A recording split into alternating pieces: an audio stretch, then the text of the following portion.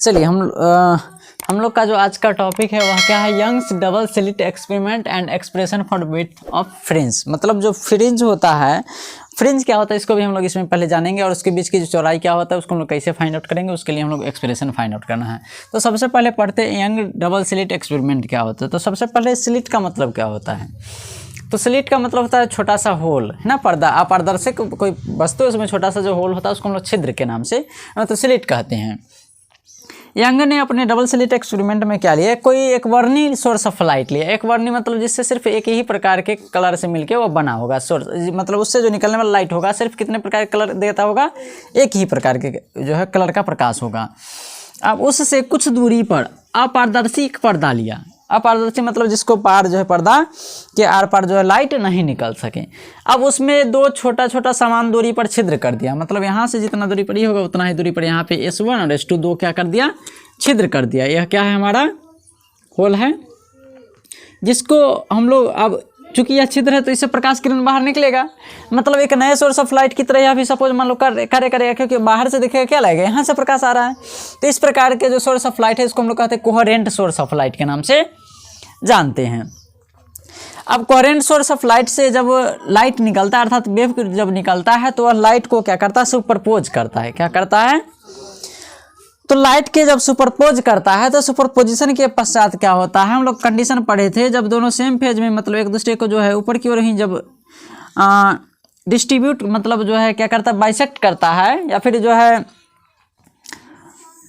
Redistribution होता है light का, तो जब दोनों का ऊपर की ओर डायरेक्शन में होता है तो लाइट का इंटेंसिटी बढ़ जाता है, जब नीचे की ओर होता है तो क्या होता है, लाइट का इंटेंसिटी घट जाता है। तो बार बार क्या होता है, डार्क और जो है ब्राइट क्षेत्र प्राप्त होता है, जिसको हम लोग क्या चीज़ के नाम से जानते हैं, फ्रिंज के नाम से जानते हैं। अब हम लोग पढ़ते हैं, देखिए यहाँ पे क्या हम लोग को निकालना है, expression for width of fringe. तो एक्सप्रेशन फाइंड आउट करने के लिए सबसे पहले हम लोग क्या देखेंगे, सो देखिए मान लिए एक वर्णी कोई लाइट सोर्स ऐसा है, इससे समान दूरी पर S1 और S2 दो क्या लिए, लाइट मतलब दो छिद्र लिए, जिसको हम लोग कोहेरेंट सोर्स ऑफ लाइट के नाम से जानते हैं। अब इसके जो है ओरिजिन से कितना दूरी पर, अब देखिए दोनों S1 S2 जो है source coherent source of light, दोनों के बीच का दूरी क्या मान लिए, स्मॉल d मान लिए।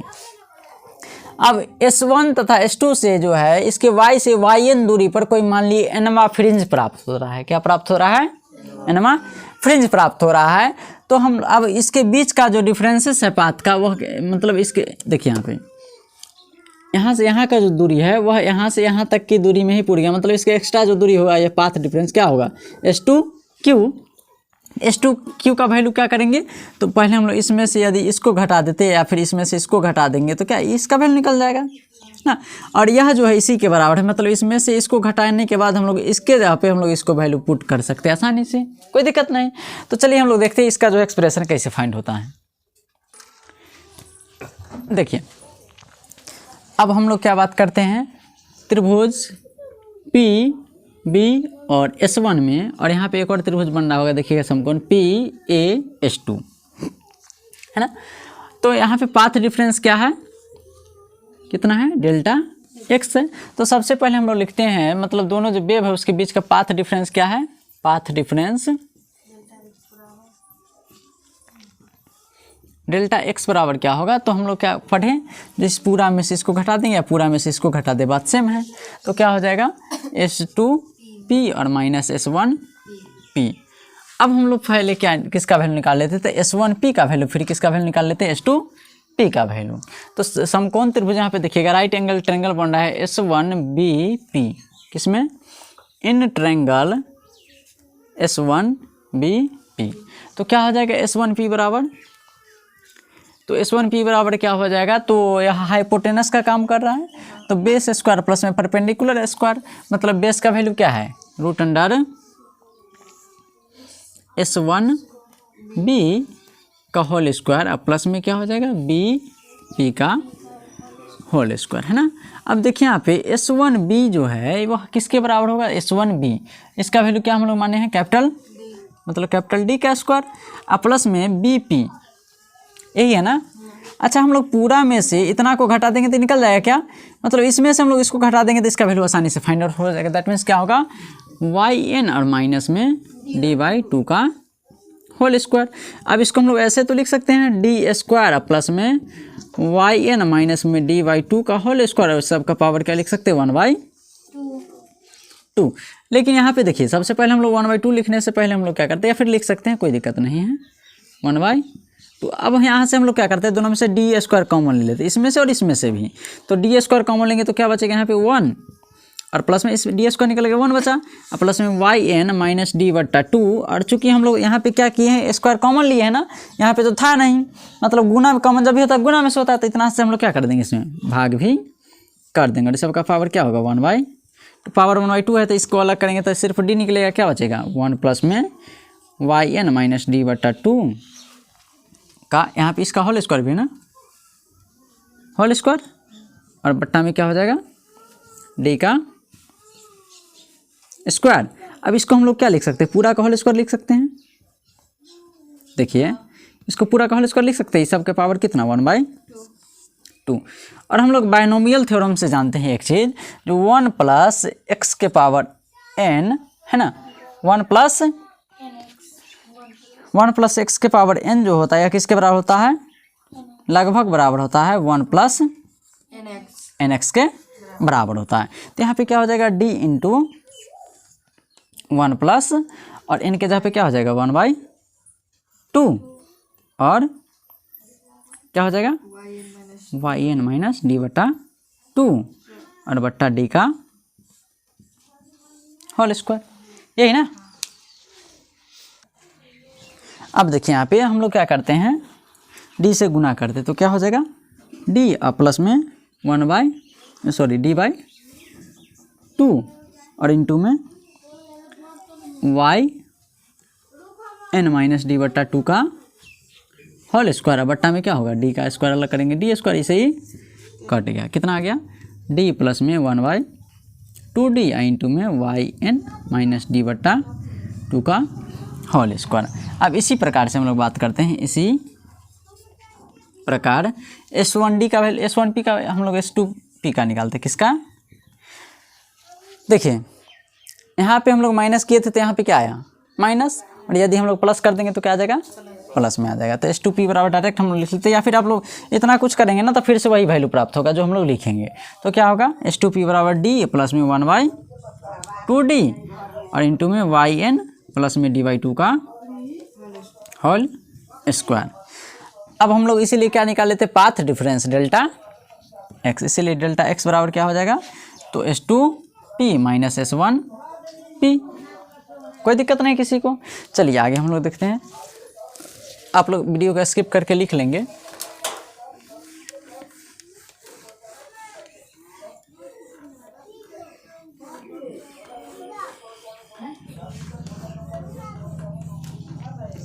देखिए अब S2P का वैल्यू कितना आया है, तो S2P का वैल्यू आया है, इसीलिए डेल्टा एक्स बराबर कितना बराबर S2P माइनस S1P। अब S2P का वैल्यू कितना आया है, तो D प्लस 1/2d और इंटू में वाई एन प्लस में डी बाई 2 और माइनस S1P का वैल्यू कितना आया था, तो S1P का वैल्यू हम लोग को आया था D plus 1/2d into Y n minus में डी बाई 2 का होल स्क्वायर, यहाँ भी स्क्वायर है।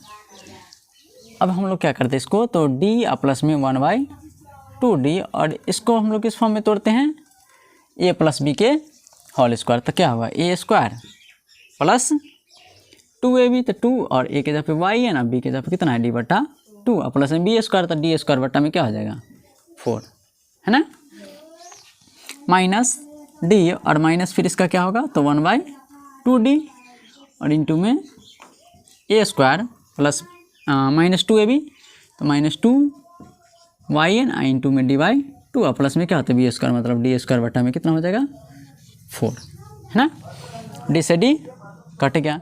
अब कितना होगा 1/2d और इसको हम लिख सकते हैं क्या, y के पावर n स्क्वायर बटा में 2d, गुना करेंगे तो ये ना होगा, 2 से 2 कट गया, कितना बचेगा, तो yn d और बटा में 2d, फिर प्लस में क्या बचेगा, तो d स्क्वायर और बटा में 4 दूना 8d। इससे सब में हम लोग इसमें क्या कर दिए गुना। अब इसी प्रकार से हम लोग इससे सब में गुना करेंगे तो क्या होगा, माइनस वाई स्क्वायर एन बटा में 2d। फिर क्या बचेगा, माइनस माइनस प्लस, इसे ही कट गया तो वाई एन डी बटा में 2d। और फिर यहाँ प्लस माइनस क्या होगा, माइनस डी स्क्वायर बटा में 4 दूना 8d। अब देखिए यह प्लस में यह माइनस में कट गया, यह प्लस में यह माइनस में क्या हो गया, कट गया। कितना आ गया, वाई एन डी और बट्टा में 2d, या फिर प्लस में क्या है, वाई एन डी बट्टा में 2d। कितना आएगा, 2 वाई एन डी बट्टा में 2d। इसे ही क्या हो गया, कट गया, मतलब वाई एन डी बट्टा में क्या आ गया, डी। मतलब दोनों वेव के बीच का जो पाथ डिफरेंस आ गया उसका वैल्यू कितना आ गया, वाई एन डी बट्टा में कैपिटल डी।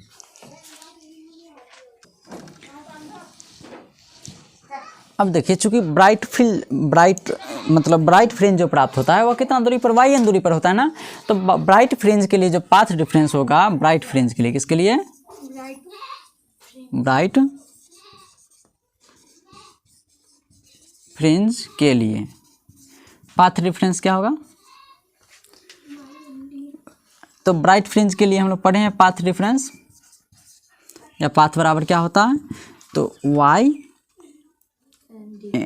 देखिए यहाँ पे ब्राइट फील्ड के लिए क्या होगा, तो एन लेमडा होगा, क्या होगा, एन लेमडा, है ना।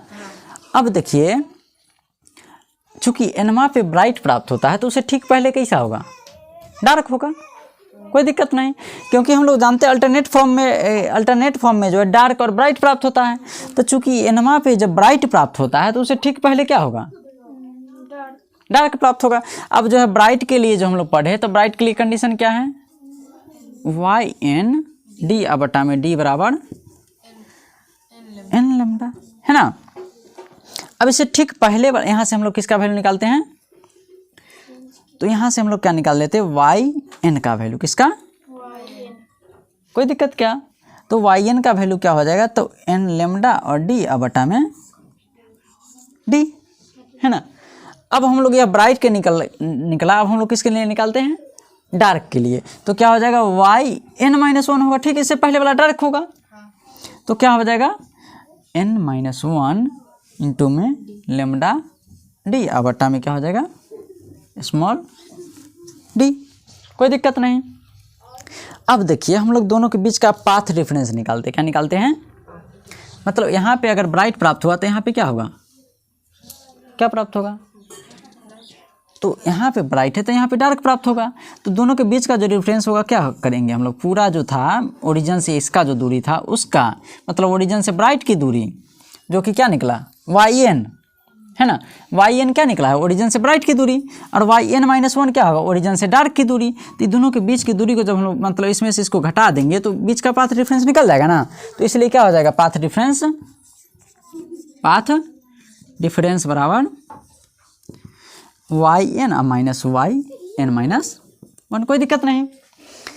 अब वाई एन का वैल्यू कितना आया, एन लेमडा टी बटा में डी, अब माइनस में इसका वैल्यू क्या है, एन माइनस 1 लेमडा डी बटा में डी। अब इसको हम लोग सॉल्व करेंगे, कितना आएगा, एन लेमडा डी बटा में D, plus minus minus, n को इससे गुना करेंगे तो एन लेमडा डी बटा में डी, और फिर minus minus plus lambda D बटा में क्या आ गया, डी से ही कट गया। मतलब दोनों के बीच का जो पाथ डिफरेंस क्या होगा, एन लेमडा डी बटा में डी हो गया। मतलब यह जो है डार्क और ब्राइट के बीच का जो पाथ डिफरेंस होता है वो कितना होता है, एन लेमडा डी बटा में डी होता है। यही कंडीशन हम लोग क्या करेंगे, इसको हम लोग बीटा से जनरली रिप्रेजेंट करते हैं। तो यही कंडीशन हम लोग के लिए क्या होना चाहिए, मतलब पाथ डिफरेंस होना चाहिए, किसके बीच का, तो ब्राइट और डार्क फ्रिंज के बीच का जो पाथ डिफरेंस होता है। तो उम्मीद करता हूँ आप लोग को समझ में आया होगा। अगर कहीं पे कोई दिक्कत लगा हो तो आप लोग मुझे कमेंट में बताएंगे, जो सर यहाँ पे समझ में नहीं आया मैं उसको जो है पूरी तरह से समझाने की कोशिश करूँगा। धन्यवाद।